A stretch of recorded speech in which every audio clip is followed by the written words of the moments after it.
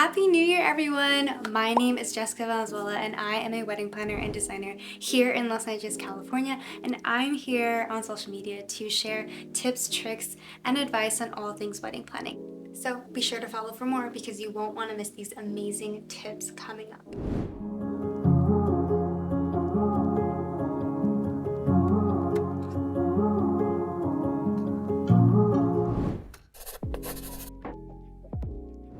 First one is custom newspapers, and whether you're going to be having a destination wedding, I think that having custom newspapers that you give your guests, whether it's a save the date or you include it in your welcome bags, custom newspapers are so cute, and I'm seeing more and more couples doing this, and so I think that's here to stay. Photography styles have actually gone more into black and white photos, and so having the whole newspaper kind of idea to it I think is super chic, and I'm loving it.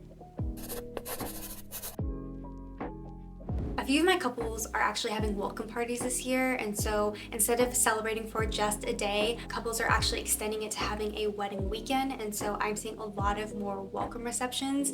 There's great benefits to having a welcome reception. You can basically have time to be an actual host and to see your guests. That way on the wedding day you can have fun and dance. You don't have to go from table to table and say hi, and that takes time, and you probably have a curfew of your wedding ending at 10 or 12, sometimes even shorter than that, and it's at 9 o'clock, but definitely depends on your venue.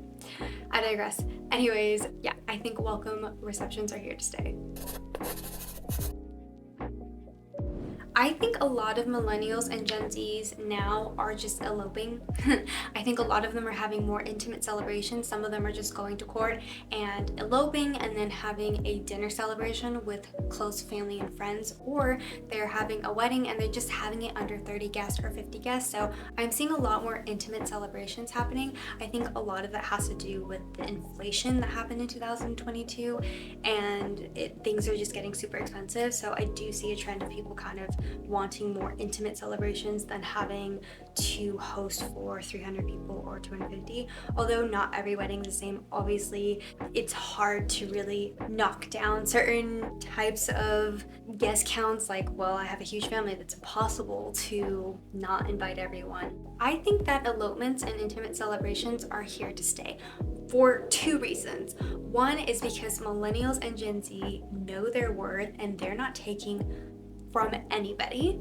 And another one is inflation. So because things are so expensive and prices have just gone up, I think that a lot of people are just realizing, like, wait, it's kind of sad that I have to really think about, do I plan a wedding or do I get a house? And it was much easier when our parents and grandparents, were our age and they had gotten married and stuff and they could obtain it. But in today's society, actually it's really hard in this economy to be able to do it on an average salary. So I think that for certain couples, they're just like, you know what, like, we're not going to do this whole big celebration thing. We are going to elope. We are going to have an intimate celebration with our close family and friends, and we are not going to care what other people think.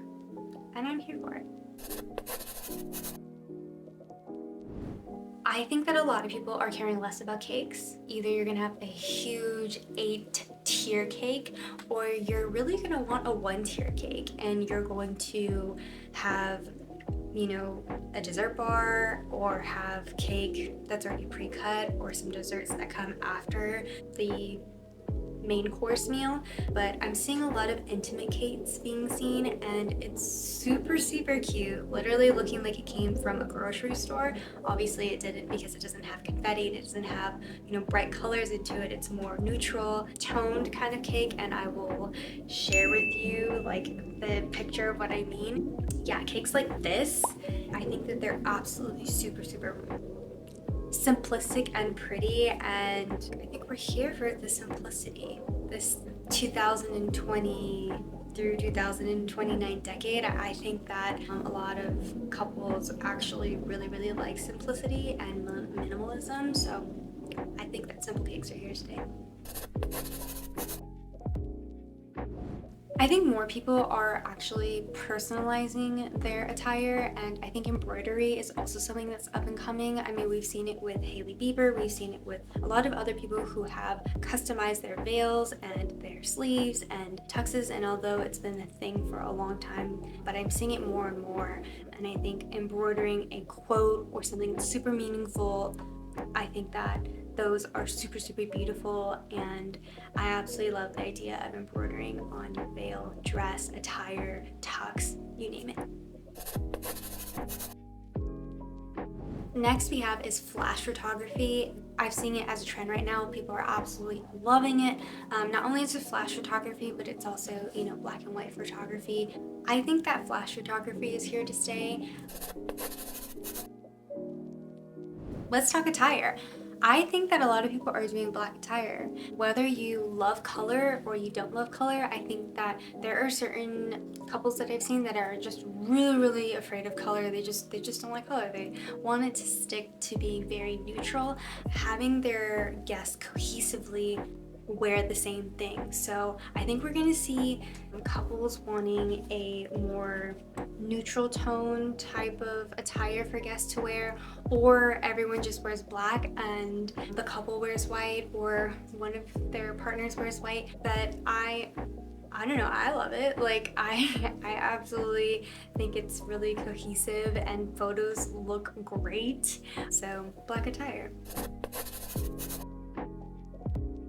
One of the hardest things about my job on the day of a wedding is pinning a boutonniere, believe it or not. Why? Because I don't want to get stuck. I don't want to stick you. We don't want to get any blood. We don't want to get hurt. And it truly is an art to figure out how to do a boutonniere the right way and also pin it so that way it doesn't fall, through the ceremony and stuff like that. So 2 things, either we are eliminating boutonnieres altogether, no boutonnieres, or if we're going to do boutonnieres, either it's magnetic or it's a pocket boutonniere. And if you don't know what a pocket boutonniere, these are what they look like. They're a little bit bigger, obviously, than a traditional boutonniere. I just find boutonnieres just, in my opinion, just something that you don't really need. You hug your guests throughout the whole day and the flowers just wilt and they just don't last. I think it's great to have it for the ceremony and photos, but after the reception, really, I think that that's like the time when the flower is already dead. And sad to say, but they are perishable items. I would say that if you don't have a boutonniere, it's not the end of the day. It's not the end of the world if you don't have a boutonniere on. No one's really going to miss it or notice it. So I personally think with boutonnieres, they are going to be either out the door or we're going to see more of an easier type of way to have boutonnieres on the tuxes. My last and final trend that I know is going to get big is day of content creation. More and more are we wanting to do TikToks and Reels and get those Insta-worthy type of content. And sometimes you can't really trust your wedding party to be able to execute that unless you know they have a very good eye, but they have so many responsibilities to help you with your wedding day. And so I would say hiring a day of content creator to be able to grab your phone, or they airdrop all of their content to you on the day, the night of. You can look back at all that content, you can create your own Reels and TikToks and all of that stuff the day after or whenever you want to post it.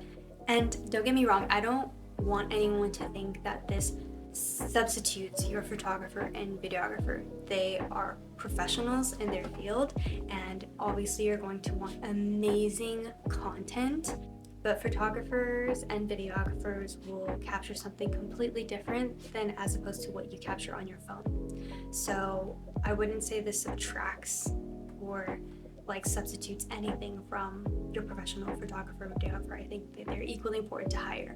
However, it's going to take a while for you to get those photos and videos back, and by the time you get them back, it might be 2 months after the fact of your wedding day, and certain things you'd want to post the day after. So having a day of content creator is great. Not only can they help you with trends, they can also give you the files the night of, and you can be able to look back at your wedding day and just see things that you didn't see on the wedding day because you were so busy and having so much fun. And so seeing what they captured and through a different lens is great. So I do think that day of content creation is here to stay. And I think that more and more jobs are going to be created for people who want to do day of content creation. I offer it as a package deal for my couples. So if they would like a day of content creator, then I also have my team who will help do that as well. And there you have it. These are my top 2023 wedding trends that I think are here to stay. I look forward to the rest of this year and I can't wait to just create more content for you guys. If you have any questions or things that you would really like help on your wedding day, simply comment below or email it to us at hello@notjustaplanner.com and we will consider it for our next video. Thank you guys so much for watching. Have a great day. Bye.